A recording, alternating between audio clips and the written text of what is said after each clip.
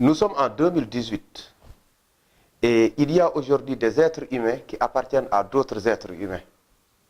Des êtres humains qui ont droit de vie et de mort sur d'autres êtres humains.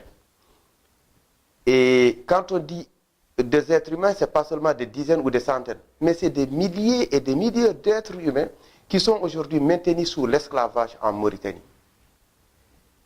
Non seulement il y a des esclaves en Mauritanie, mais il y a aussi des centaines et des centaines de milliers d'êtres humains qui subissent au quotidien les séquelles de l'esclavage. Ça se passe, bien entendu, en Mauritanie.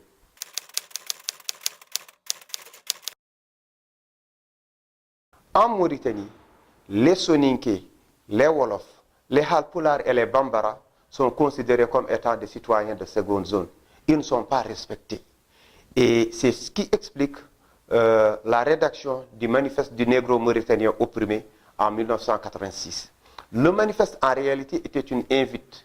Les auteurs du manifeste demandaient à ce qu'il y ait un débat national sur la situation que vivaient les Noirs de la Mauritanie pour qu'il y ait quand même une meilleure cohabitation. Mais la réaction du gouvernement a été vraiment inattendue parce que suite à la rédaction de ce manifeste, des négros mauritaniens, les cadres, ont été injustement arrêtés. Comment expliquez-vous 5 ans de prison pour des gens qui n'ont fait que rédiger un manifeste? En 1990, parce qu'on était au 28 novembre, il fallait jouer avec la vie des négros mauritaniens.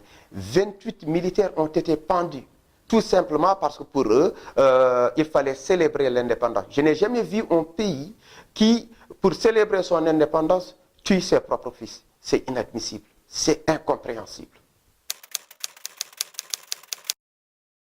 Le recensement est ce que nous autres appelons le génocide biométrique.